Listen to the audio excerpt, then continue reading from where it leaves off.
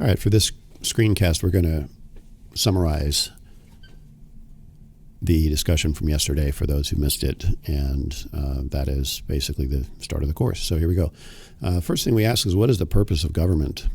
And a lot of different responses we could talk about there, but most people want to say to protect safety and provide order, law and order kind of things. That's a pretty typical response. Some people talk about infrastructure and roads and bridges and, wastewater treatment plants, things like that. Those are things we depend on government for. But the purpose of the activity is to get you thinking in terms of what the founding fathers were interested in. And for that, we need to look at the Declaration. And so I have this question, about the purpose of government, where we look at what the founders said. We hold these truths to be self-evident, that all men are created equal. They're endowed by their Creator with certain unalienable rights, that among these are life, liberty, and the pursuit of happiness.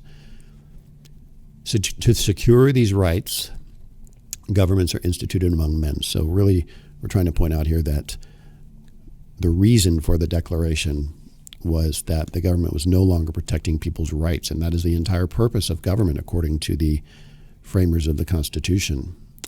So when Jefferson was writing about, to secure these rights, governments are instituted among men, he is basically saying that is the entire purpose of government.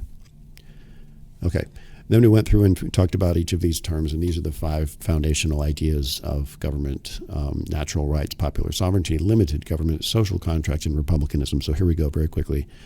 Natural rights, very simply, are those that you're born with. So if you are lucky enough to be alive, you have rights, and you don't need to do anything special to get them. You just have them.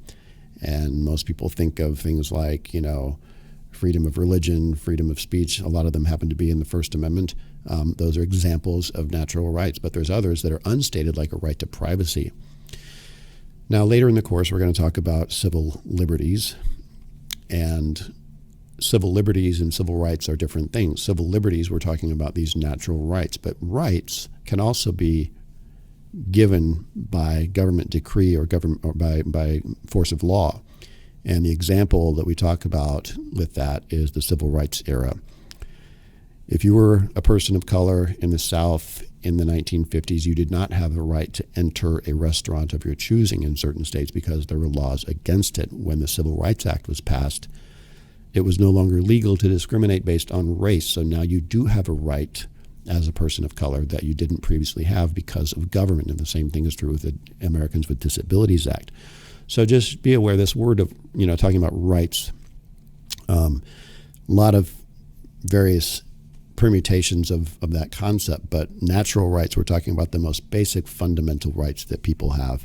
And later also in this course, there will be a discussion of fundamental rights and in the context of what that means for as far as what states can do. Okay, the next on the list is popular sovereignty. Popular sovereignty is a term that basically means that people have ultimate power in government, and we are founded on popular sovereignty in this section right here, deriving their just powers on the consent of the governed. Now, the Declaration of Independence is not a legal document. It's not the Constitution, but it did inspire the Constitution. It's a statement of aspiration of what they wanted and what they believed about government. Limited government means that our whole point in having government is to protect rights. And if that's true, you have to place limits on governmental power. And a good example of that is looking at the wording in the First Amendment.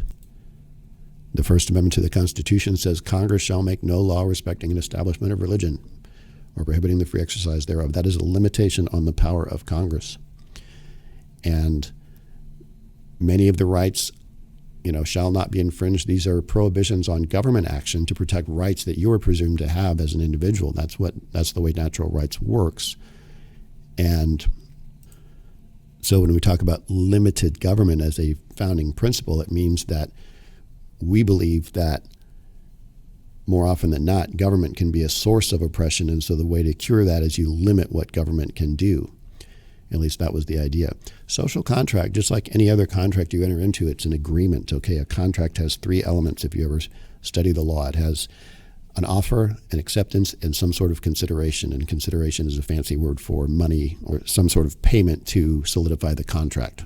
Okay, so for example, if you order a pizza, the offer would be the menu or the app that you're using to order the pizza. The acceptance would be the order once you hit send and on that order, or once you call them up on the phone or whatever.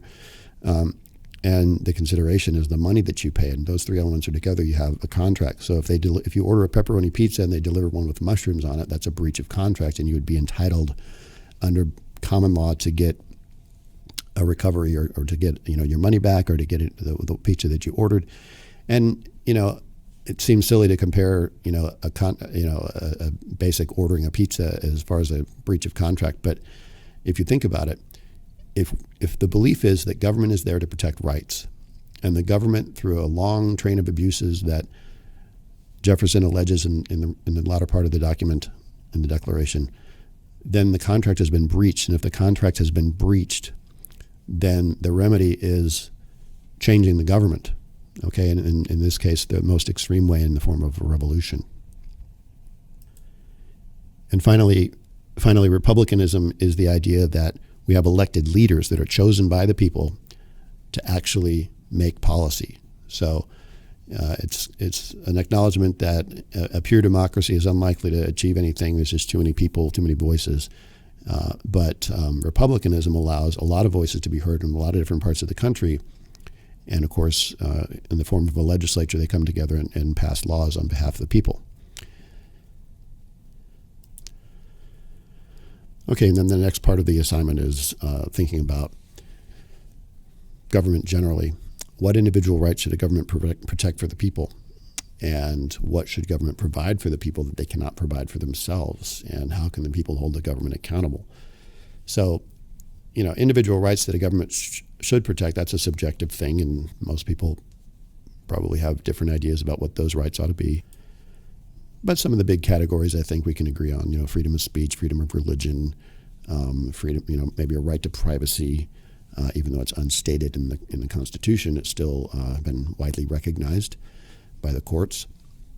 So again, a lot of different possible answers for that. What should a government provide for the people? I think most people agree basic safety and military protection at the national level, but also things you may not think about. I suppose back in the old day, people dug their own water wells, but today we rely on government for clean water, sewage treatment systems. We rely on them for any number of regulatory functions with regard to keeping our food supply safe, things like that. Roads and bridges are examples, I suppose airports that are public. So lots of possibilities as to how to answer that one.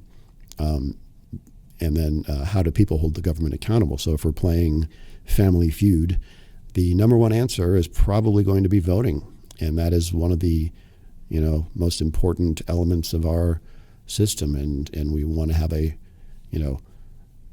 system of voting where people feel like their vote actually counts, and where the systems in place are fair and one of the most valued aspects of our democracy is the ability to vote on a regular basis to change government if they are not holding up their end of the bargain. All right, let's go over to the Declaration itself and let's look at it. First of all, a couple initial observations. This is what the Declaration looks like, the way it was written back in the day. And a couple of things to notice here. The word united is really small, and I kind of point that out because this is not likely to be some sort of run out of space kind of situation. I'm sure this was done intentionally. I'm sure they were competent enough to have written it the right size.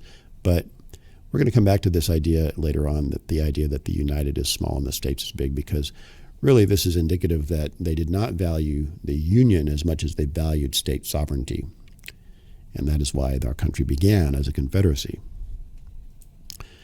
So here we have the Declaration, and there are three major parts to the Declaration. There's the preamble, the introduction and preamble. There's the evidence asserted as far as what the abuses were of the King of England. And then there is the declaration where they pledge their lives, fortunes, and sacred honor. So they're setting it all on the line for this idea, because this idea of revolting against the king really constitutes treason and would be punishable by death if they happen to lose the war, which fortunately did not occur. So anyway, what I want to focus on for the rest of this, and we're not going to go through every element of this for this sum up for this summary, but what I do want to do is hop over to a resource that I found and just discuss the basic categories of complaints. And so this is a resource you can look up if you see that website there. Put the link in the assignment for you guys. And let's take a look at these categories of complaints. Okay, so first of all, he has refused his assent to law as the most wholesome and necessary for the public good. Okay, so basically the king was voiding colonial legislation, and the colonies had been used to self-rule, and they didn't really appreciate that. So that was one of the main categories. He has endeavored to prevent the population of these states for the purpose of obstructing the laws of naturalization of foreigners, refusing to pass others to encourage their migration hither, and raising conditions of new appropriations of lands. So, in other words, the king was interfering with the right of the colonists that they claimed to basically populate these states by encouraging immigration. And furthermore, the proclamation line of 1763, and we can see that right here, was just more fuel to the fire, because what the British were concerned about is paying for all of the defense of the frontier, which was largely inhabited by Indians, Native Americans. And so, again, this is just one more thing that upset them, and we see that, of course, reflected in this portion of the Declaration. He's kept among us in times of peace standing armies without the consent of our legislatures. One of the interesting trivia bits about the Bill of Rights is it includes the Third Amendment was a prohibition on quartering soldiers. I don't even think about that anymore, but that was a big deal at the time. Cutting off trade with other parts of the world. So there was interference with trade was a big category of complaints. Imposing taxes without our consent. You know, this is the famous no taxation without representation that most of you learned in elementary school, but it was a very real and a very big part of the Declaration. And then also abolishing the free system of English laws in neighboring province. And there were a lot of things that we could talk about here, but you know, the denial of basic due process rights and things like that was another big category. So anyway, that's a little summation of what was in the Declaration, and some of these other things, most of these questions you can probably figure out on your own. But the central claim at the end of the preamble was that, let's hop back to that just real quick, was that, and again, I want to emphasize that Jefferson was not doing this on a whim. He was very, you know, almost, you know, anything to get around it. But here, this is very instructive right here. But a long train of abuses and usurpations, pursuing invariably the same object, is evinced as designed to reduce them under absolute despotism. So it's so bad that they just, you know, this is the ultimate tyranny, right? It is their right. It is their duty. Now I want to focus on this word duty. He's not just saying that this is something that they should do. He's saying it's something that they have to do. To throw off such government and provide new guards for their future security. And before we go any further, look at this preceding paragraph here. Prudence indeed will dictate that governments long established should not be changed for light and transient causes. And accordingly, experience hath shown that mankind are more disposed to suffer while evils are sufferable than to right themselves by abolishing the forms which they are accustomed. So you don't just do this for any reason. You have to have a really good reason. And of course, all of these assertions here, all of these reasons are more than enough in the mind of the colonists to justify revolution. Okay, that's it for this summation.